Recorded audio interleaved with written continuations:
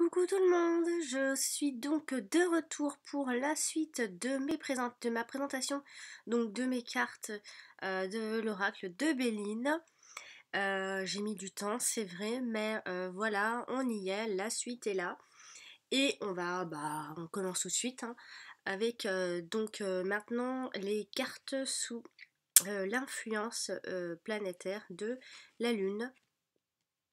Et donc là, c'est la première, c'est la carte de la trahison. Vous voyez ce chat-là, magnifiquement imi- il est vraiment, enfin je trouve que la carte est très jolie, même si l'interprétation est moins sympa quand même. On va donc ici je vais vous expliquer un petit peu ce qu'elle veut nous raconter quand elle sort dans un tirage.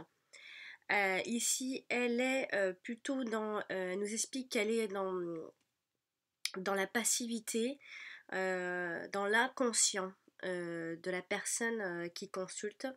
Elle est aussi dans l'intuition, dans le fantasme, mais le rêve aussi, avec beaucoup d'imagination. Donc d'où quand elle sort, il y a aussi un peu de parano, hein. Donc il y a de l'imagination créative aussi, il y a des illusions, euh, toute griffe qui vient de l'extérieur, de poils hérissés dans le sens propre et dans le sens figuré et propre, hein. Euh, dans la sensibilité aussi, le fait de dénoncer aussi, de tromper, tout simplement aussi, hein, de divulguer un secret, de révélation, donc de révéler des choses, peut-être que l'on a au fond de soi aussi, de trahir une émotion. Elle parle aussi d'ennemi, cette carte, de défection, de trahir, de déloyauté, de traîtrise, de perfidie, d'infidélité en amour, bien sûr, d'adultère, de dénaturer une pensée aussi, d'une attitude d'attaque ou alors de défense, l'un ou l'autre, hein. Je vais la poser au lieu de gigoter comme ça. De, elle nous explique aussi cette carte, enfin nous parle ici d'une personne menaçante aussi, d'une attitude d'attaque ou de défense, donc je sais pas si je l'ai dit, je me souviens plus, de personnes statiques aussi, obéissance mais agressive, de rébellion sous-jacente, de soumission, de nécessité de se montrer méfiant aussi, de surnoiserie, de cruauté, de porter malheur, de personnes prêtes à l'attaque, d'un danger, quel qu'il soit, de nécessité d'être prudent. On parle avec cette carte aussi de l'hypnotisme, de dos voûté, un infirme, une infirmité, de bras droit blessé, d'être paralysé, donc on va aussi dans la santé, hein. On peut aussi parler de personnes handicapées avec cette carte, d'un escroc aussi, d'une personne invalide, et voilà. Donc c'est beaucoup.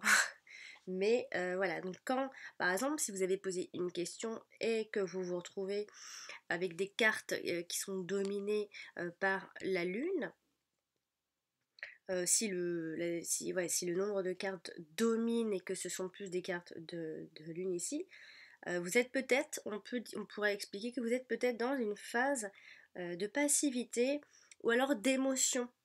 Le rêve et l'illusion peuvent l'emporter. Voilà. Donc voilà, ça c'était l'interprétation de cette carte. Très jolie, mais, mais au fond très mauvaise. Voilà. Alors, on va passer donc à la suivante. Et la suivante carte des cartes qui sont donc sous l'influence de la Lune, c'est la carte 12 et c'est donc la carte du départ. Alors, elle est là. La voici. Voilà. le départ. Je ne sais pas si vous connaissez l'original de l'oracle de Béline. Moi, il me plaît moins.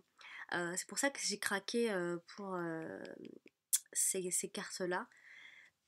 Parce que si vous regardez sur internet le vrai oracle de Béline, les cartes sont petites déjà. Elles sont pas comme ça aussi plastifiées, elles sont vraiment comme du carton. Et puis elles sont très sombres, l'image est très sombre et on a toujours l'impression que c'est que des mauvaises cartes. Donc voilà, moi celui-ci il me plaisait largement mieux et donc maintenant on va parler de la carte du départ qui elle nous parlera donc également, donc n'oubliez pas on est toujours sous l'influence de la lune, elle nous parle toujours un peu de la passivité, de l'inconscient, de l'intuition, du fantasme, de l'illusion, du rêve, de l'imagination créative. Euh, alors on parle d'un vol d'oiseau. Euh, Vers l'ouest. Alors c'est précis, hein. Vers l'ouest. Alors il y a un départ en voyage quand on sort cette carte. Après ça peut dépendre, hein. Par exemple, pour faire un tirage, est-ce que je vais rencontrer quelqu'un et qu'on sort cette carte et qu'on dit tiens, je vais faire un départ en voyage. Alors que bon, tout le monde ne part pas forcément en voyage. Non. C'est pour ça, d'où en fait cette vidéo, toutes les interprétations là, c'est vraiment pour plein de choses, hein. Ça peut être dans le boulot, ça peut être dans l'amour, ça peut être spirituel, voilà, c'est pour ça. Donc, elle nous parle, donc quand même, elle nous parle de départ en voyage, bien sûr, d'être sur le départ aussi, d'être prêt à partir, tout simplement, partir d'une pas de alors c'est pas forcément d'un voyage, tiens je vais la poser comme ça, c'est sympa. Mais un départ, on est prêt à partir, à quitter la personne ou à quitter son boulot, voilà. Ensuite on a aussi un tableau de départ aussi, c'est imagé. On a une ligne de départ, on peut démarrer, alors c'est un démarrage. On a aussi l'idée de prendre un bon ou un mauvais départ dans la vie selon les cartes. Euh, Il y a un départ de quelque chose, il y a elle nous signifie aussi d'être au début de quelque chose, le côté initial d'une action de partir, de quitter un lieu, de quitter une situation, un départ en retraite, donc ça encore une fois c'est pour le plus pour quand on se pose des questions pour le travail bien sûr. On parle aussi de démission avec cette carte, de licenciement, de renvoi, de commencement, de début, de l'origine, de quitter les montagnes, de partir pour un climat ou une situation plus favorable en tout cas, d'un départ non définitif aussi, de se diriger vers l'ouest, donc comme je le disais, c'est très précis, c'est vrai, de se tourner vers le passé aussi, d'une destination déjà connue. Il y a l'idée de repentir, d'un retour en arrière, de retour aux sources, de régions montagneuses aussi, de sport de montagne, d'alpinisme, d'escalade, de ski, de sport aérien, de parachutisme, de parapente, tout ça, hein. La chasse. On parle aussi de guide de montagne avec cette carte, d'aviateur, de pilote, d'hôtesse de l'air, steward, voilà, tout ça. Euh, cette carte-là, par exemple, quand elle est associée à la carte de trafic, la carte de départ évoque ici des allers et retours incessants et, et, euh, et si elle se retrouve à gauche de la carte du changement, donc là, dans mes autres cartes, la carte du changement, elle nous parle plutôt ici par exemple d'un changement d'idée ou d'itinéraire de dernière minute. Voilà, c'est pour ça que concrètement, euh, interpréter une seule et unique carte, c'est vraiment très faible. L'interprétation sera toujours très très faible.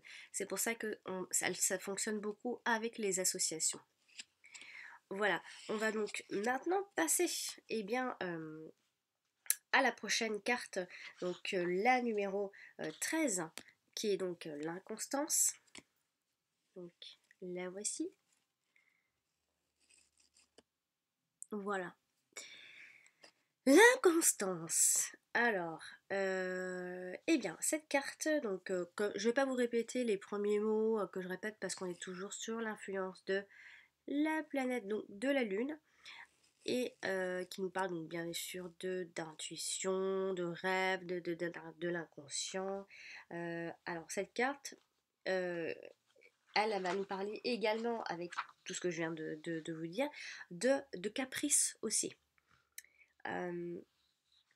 Elle nous parlera également donc de l'instabilité, de la versatilité, de l'incertitude, de la mobilité, de l'abandon, d'un être léger, euh, de papillonnage, de papillonnage amoureux, d'infidélité en amour, bien sûr, d'individus volages, frivoles, une girouette. Donc il y a aussi cette idée de facilité à changer d'opinion ou alors de résolution, de facilité à changer de sentiment aussi, de conduite. Il y a aussi le fait de souffler une idée, une réponse. Alors on parle avec cette carte donc bien sûr de vent très fort aussi, de visage rond, joufflu, de visage poupon, des natifs donc du cancer, hein, de cheveux roux et épais, de cheveux en épi, de teint pâle, de type nordique, de yeux ronds, de regard naïf, d'un gros bébé aussi, d'individus androgyne aussi, de bouche plus pulpeuse, étroite, sensibilité, de gourmandise, de temps, de vent d'ouest, encore une fois de vent d'ouest, après la pluie aussi le beau temps, de tourbillons, de chamboulements, de tempêtes, d'un abri, d'un refuge, d'un paysage montagneux encore, d'un observatoire aussi, d'un mois très venteux. Et on parle également avec cette carte du mois de mars. Si on voudrait aussi donner le temps, parce que parfois c'est vrai que quand on fait des tirages, on voit, voilà, on a une interprétation, et puis quand on a une interprétation, on a ça va forcément avec. On veut savoir quand, à quel moment, même à peu près quel mois, les saisons.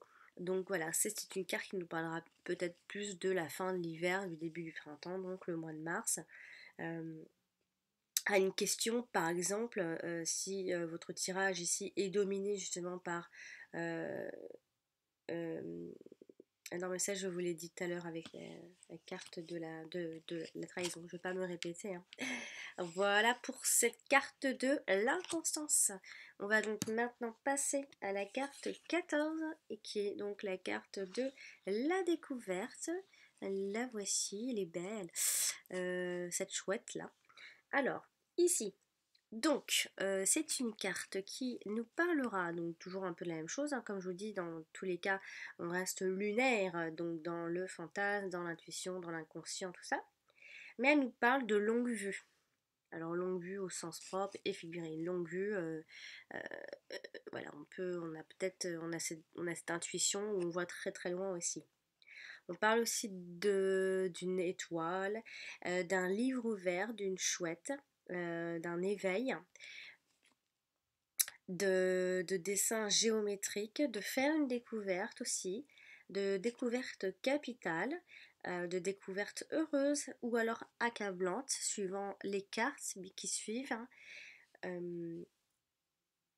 Elle peut aussi nous parler de découvrir un trésor, de l'invention, d'une recherche, d'aller à la découverte, d'aller à la recherche.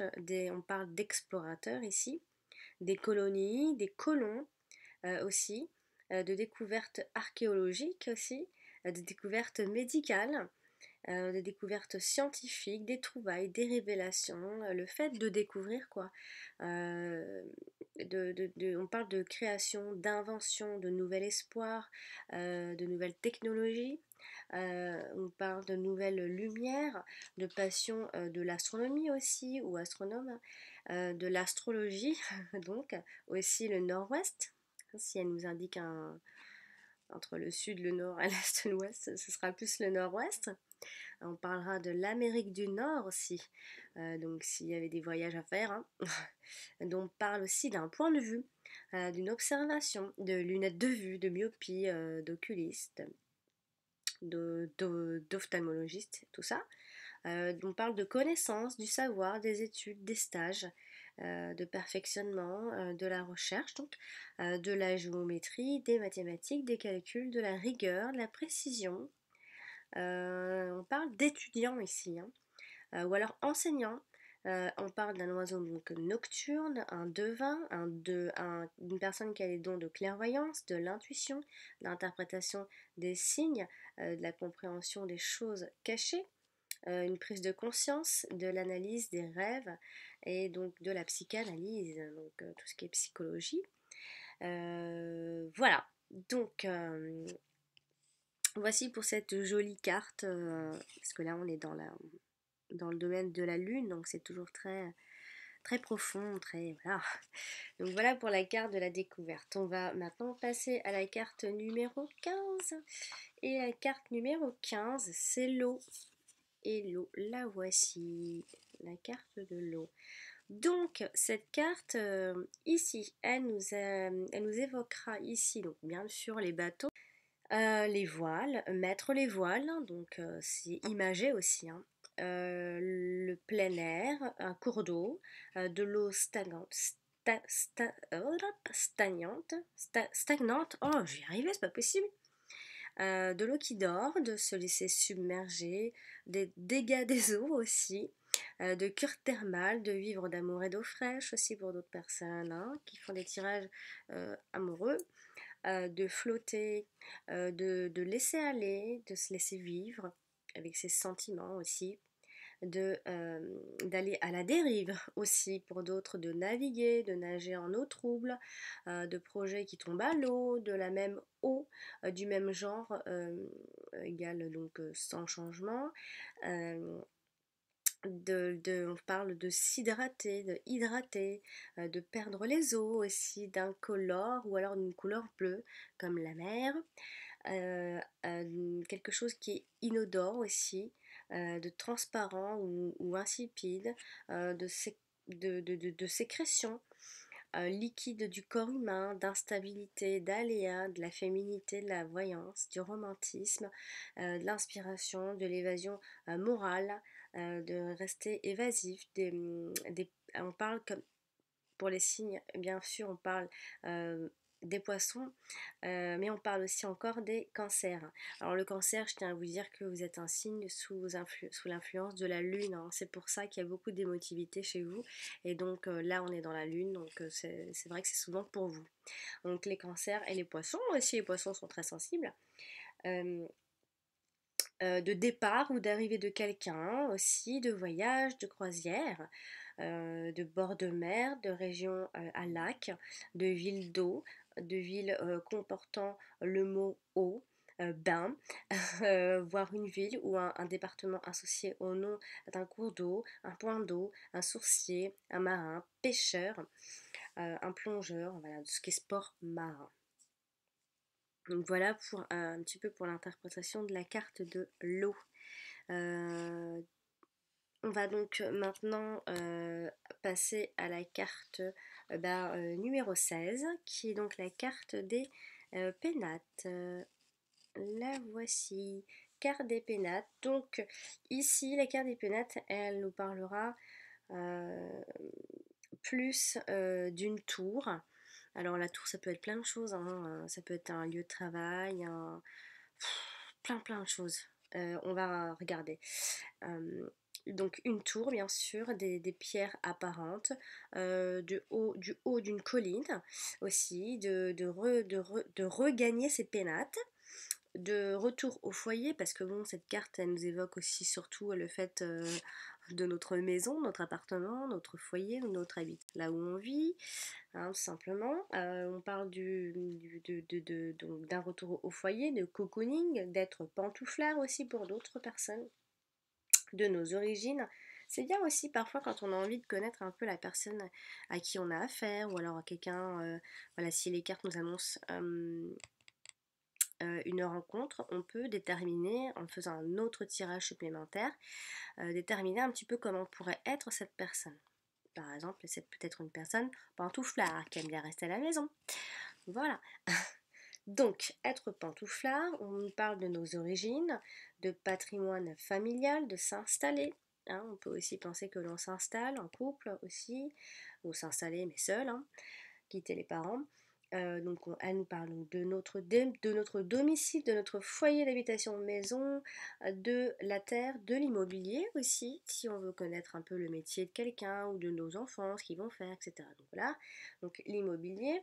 On parle d'un lieu d'observation, de protection ou de défense, de prévoyance, de solide construction, de murs épais, de se sentir à l'abri, d'un isolement, de tour d'ivoire, de refuge, de sécurité, de sérénité, de tranquillité, de retrait au calme, d'un repos, d'un immobilisme aussi, de décompression, de répit, d'intérieur confortable, de bon confort, d'entretien régulier, de sites historiques aussi, de régions vallonnées, de conservateurs, de gardiens, de vigiles, de métiers de la sécurité, des agents immobiliers, de l'hôtelier aussi, de métiers de bâtiment, d'entretien de parcs et de jardin aussi. Donc voilà ce qu'elle veut nous dire, cette jolie carte que j'aime beaucoup. Voilà, donc là c'était la carte des pirates.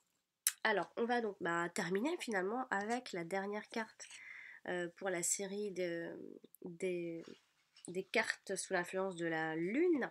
Alors, ce sera la carte de la maladie. Alors, la carte de la maladie, alors elle, eh bien, elle nous évoque ici plus le fait d'être capturé, ou alors de capturer. On parle de crapaud, on parle aussi d'indisposition, de malaise, de maladie mentale aussi, de psychose, de névrose, de symptômes. On parle de symptômes, hein, qu'ils soient physiques ou mentaux, d'attraper ou de couver une maladie aussi, de contagion, d'infection, de rechute, d'être en congé de maladie diplomatique, d'être très contrarié aussi, d'un mal-être, d'un mal de vivre, de dépression, d'altération, de troubles, de manie, de prédateurs, de bec de lièvre, d'ongles crochus, de domination, de pouvoir du fort sur le faible, de jeu sado-masochiste, de sorcellerie, de laideur, de soigneur, de médecin thérapeute, de pharmacien, de façonnier, de destruction d'animaux nuisibles. Donc voilà, c'est moins sympa, c'est vrai, mais c'est une carte qui nous annonce soit une maladie physique, soit un mal-être intérieur, ou alors ça peut être une personne autour de nous qui ne va pas bien, qui est en dépression, voilà, ça peut être plein de petites choses comme ça.